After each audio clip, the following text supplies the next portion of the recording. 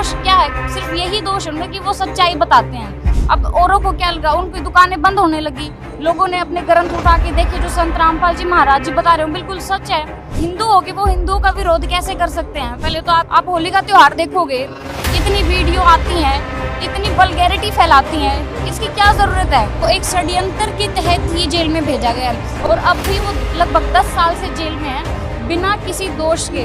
और देखना एक दिन संत रामपाल जी महाराज जी बाइज्जत बरी होके बाहर आएंगे। नमस्कार सत साहिब जी। क्या नाम है जी आपका? मेरा नाम आरजू है और हम हिसार से हैं। मैम, संत रामपाल जी महाराज के विषय में लोग जानना चाहते हैं कि संत रामपाल जी की आध्यात्मिक यात्रा जो है कैसे शुरू हुई। संत रामपाल जी महाराज जी पहले जेल के पद पे नौकरी करते थे। उसके बाद 1988 में संत रामपाल जी महाराज जी ने स्वामी रामदेवानंद जी महाराज जी से नाम दीक्षा ग्रहण की। संत रामपाल जी महाराज जी को 1994 में स्वामी रामदेवानंद जी महाराज जी ने नाम दीक्षा देने का आदेश दे दिया। उसके बाद उन्होंने इतना संघर्ष किया है, घर घर जाके सबको समझाया करते थे, सत्संग किया करते थे। हर दिन समागम सत्संग होने के कारण संत रामपाल जी महाराज जी ने 1995 में अपनी नौकरी से भी त्याग पत्र दे दिया। जेई की नौकरी पे थे वो, तो उस टाइम पे सरकार की तरफ से उनको 2 नौकर मिले हुए थे और उनके पास किसी भी चीज़ की कमी नहीं थी। अगर आप देखते हो कि अगर कोई जेई की नौकरी करता है तो सरकार की तरफ से उस टाइम पे इतनी व्यवस्था मिलती थी, लेकिन उन्होंने ये सारी चीज़ें छोड़कर लोगों को बिठा के समझाया करते थे, क्योंकि पहले लोग पुरानी परंपराओं से ही परिचित थे। कबीर साहिब जी को कोई भगवान मानता ही नहीं था। संत रामपाल जी महाराज जी ही एक ऐसे संत है जो कबीर साहिब जी को उस टाइम पे भगवान बताने लग गए थे। फिर धीरे धीरे लोगों को विश्वास हुआ, इतना सुख होने लग गया, इतने चमत्कार होने लगे। जब वो धीरे धीरे संत रामपाल जी महाराज जी से लोग जुड़ने लगे, संख्या अधिक होने के कारण फिर संत रामपाल जी महाराज जी का करोथा आश्रम बना। करोथा आश्रम बनने के बाद संत रामपाल जी महाराज जी ने सत्यार्थ प्रकाश नामक एक पुस्तक है जो महर्षि दयानंद द्वारा लिखित है। उस पुस्तक में से ही पढ़ के बताया कि देखो इस पुस्तक में क्या क्या लिखा हुआ है, जो कि बिल्कुल भी एक सभ्य समाज के लिए उचित नहीं है। उसके बाद लोगों ने वो बुक तो अपनी पढ़ के देखी नहीं। संत रामपाल जी महाराज जी का ये धर्मगुरुओं ने उनका विरोध करवाया, उसके कारण 2006 में करोथा कांड करवाया गया। उसके बाद संत रामपाल जी महाराज जी उस समय 22 महीने के लिए जेल में रहे थे। उसके बाद बाहर आने के बाद संत रामपाल जी महाराज जी उस केस में अब 16 साल बाद बरी हुए हैं, निर्दोष थे वो बिल्कुल। उस टाइम पे भी उनको जेल में भेजा गया। बाहर आने के बाद उन्होंने बरवाला आश्रम बनाया गया।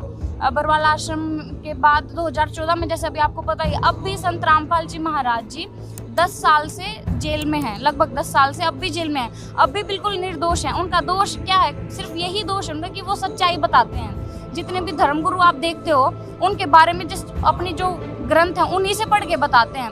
अब औरों को क्या लगा, उनकी दुकानें बंद होने लगी, लोगों ने अपने ग्रंथ उठा के देखे जो संत रामपाल जी महाराज जी बता रहे हो बिल्कुल सच है। उसके बाद संत रामपाल जी महाराज जी से लोगों नाम दीक्षा लेने लगे, संख्या बहुत ज़्यादा बढ़ने लगी थी, उन धर्मगुरुओं की दुकानें बंद होने लगी। उस कारण से उन्होंने ये 2014 वाला बरवाला कांड करवाया था। वैसे आप देखा जाए तो 2014 में भी संत रामपाल जी महाराज जी को एक षड्यंत्र के तहत ही जेल में भेजा गया है और अब भी वो लगभग 10 साल से जेल में है बिना किसी दोष के। और देखना एक दिन संत रामपाल जी महाराज जी बाइज्जत बरी होके बाहर आएंगे और संत रामपाल जी महाराज जी से ये पूरा विश्व नाम दीक्षा लेगा जी। और क्या कहना चाहेंगे आप संत रामपाल जी महाराज के बारे में? संत रामपाल जी महाराज एक ऐसे संत हैं, वैसे संत रामपाल जी महाराज खुद कबीर साहिब जी का ही अवतार है, जो वो इतना निर्मल ज्ञान बताते हैं। अगर आप देखोगे वो कोई भी एक पॉइंट भी बताते हैं तो हर ग्रंथ से, हर अपने हिंदू धर्म के हर ग्रंथ से बताते हैं। अगर वो मुसलमान धर्म के बारे में कुछ बताते हैं तो उनकी बुक्स को, बाइबल को खोल के उनमें से हर पॉइंट को उनकी पवित्र पुस्तकों में से प्रूफ करके बताते हैं। संत रामपाल जी महाराज जी एकमात्र तत्वदर्शी संत हैं जो इतना निर्मल ज्ञान बताते हैं और सिर्फ संत रामपाल जी महाराज जी से ही नाम दीक्षा लेने से मोक्ष होगा। मैम, लोग कहते हैं कि संत रामपाल जी महाराज हिंदू विरोधी हैं, देवी देवताओं का अपमान करते हैं, परंपराएं छुड़वाते हैं, क्या कहेंगे आप इसके बारे में? संत रामपाल जी महाराज जी खुद हिंदू हैं, हिंदू होके वो हिंदुओं का विरोध कैसे कर सकते हैं? पहले तो आप ये देखिए। दूसरा, संत रामपाल जी महाराज देवी देवताओं का कभी भी अपमान नहीं करते हैं। अगर आप उनका सत्संग भी सुनोगे तो कभी भी उन्होंने देवी देवताओं का कभी भी अपमान नहीं किया है। संत रामपाल जी महाराज जी देवी देवताओं की भक्ति बताते हैं कि देवी देवताओं की भी हमें भक्ति किस तरह करनी चाहिए। हमारा मेन मोटिव क्या है? हमारा मेन मोटिव है इस जन्म मरण से छुटकारा पाना। और संत रामपाल जी महाराज जो भक्ति विधि बताते हैं वो देवी देवताओं की शास्त्र अनुसार भक्ति बताते हैं, जिससे हमारा मोक्ष होगा। आप कोई भी उनका सत्संग सुनोगे तो वो कोई भी अगर एक पॉइंट भी बताते हैं तो उस पॉइंट पे भी वो एक पॉइंट के भी 10 आपको प्रूफ देते हैं कि एक पॉइंट की ये, जैसे उन्होंने बताया है गीता अध्याय 18 श्लोक 62 और 66 में। 62 में तो उन्होंने लिख दिया कि हे अर्जुन तू सर्व भाव से उस परमेश्वर की शरण में जा, लेकिन 66 में उन्होंने लिखा है कि हे अर्जुन तू उसकी शरण में आ जा। उन्होंने वर्ष का अर्थ ही गलत कर दिया। तो जो संत रामपाल जी महाराज जी उन्होंने अपने शास्त्रों का अच्छे से अनुवाद करके हमें शास्त्र विधि अनुसार भक्ति बताई है, जिससे हमारा पूर्ण मोक्ष होगा। परंपराओं के विषय में क्या कहेंगे? परंपरा छुड़वाते हैं? नहीं, संत रामपाल जी महाराज जी जो हमारी एक्स्ट्रा जैसे पुरानी लाग है, हम ऐसे कहेंगे, जो वो छुड़वाते हैं, जिनकी कोई जरूरत ही नहीं है। जैसे आप देखते हो दहेज लेना है, संत रामपाल जी महाराज जी हैं, उन्होंने ये शुरुआत की है।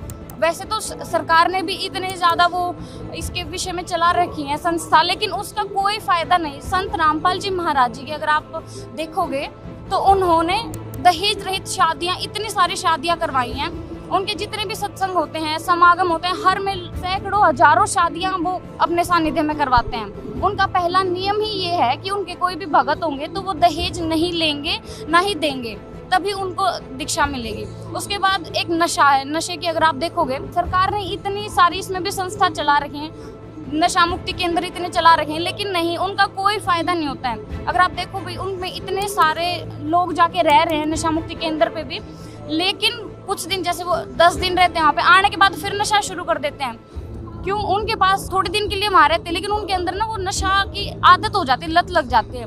जो संत रामपाल जी महाराज जी वो ऐसी भक्ति विधि बताते हैं, उनके पास वो पावर है, वो शक्ति है उनके पास, जिससे जो उनसे नाम लेता है, आप इतने इंटरव्यू भी सुनोगे जिनसे नशा इतना ज़्यादा हो गया था कि वो सुबह उठते ही नशा, रात को सोते हुए भी नशा करते करते ही सोते थे। उन लोगों ने भी नशा छोड़ दिया संत रामपाल जी महाराज की दया से। ये उनकी भक्ति विधि में इतनी शक्ति है जिससे लोग नशा छोड़ रहे हैं। जैसे अब आपने बात की है कि परंपराओं की, जैसे अब आप देखते हो होली का त्यौहार है, अभी होली का त्यौहार आने वाला है, तो मैं इसके विषय में आपको बताना चाहूँगी। संत रामपाल जी महाराज जी एक्स्ट्रा जो है इनके छुड़वाते हैं कि हमें ज़रूरत क्या है इन चीज़ों की। आप होली का त्यौहार देखोगे, इतनी वीडियो आती हैं, इतनी वल्गैरिटी फैलाती हैं, इसकी क्या ज़रूरत है? ये किस लिए मनाया जाता था होली का त्यौहार? कि परमात्मा ने प्रहलाद भगत की रक्षा की थी। अब उसका क्या बना दिया लोगों ने? किस तरीके से वल्गैरिटी समाज में आपको देखने को मिल रही है। जो संत रामपाल जी महाराज जी के भगत हैं, उनको कभी भी देखोगे इस प्रकार की चीज़ों से वो बहुत ज़्यादा दूर हैं। ये क्या? ये संत रामपाल जी महाराज जी की पावर है, ये उनकी भक्ति की शक्ति है जो उनके साथ है। धन्यवाद। Thank you. दोस्तों, अगर वीडियो पसंद आया हो तो लाइक ज़रूर करें, कमेंट में अपनी राय ज़रूर बताएं और वीडियो को ज़्यादा से ज़्यादा लोगों तक शेयर करें।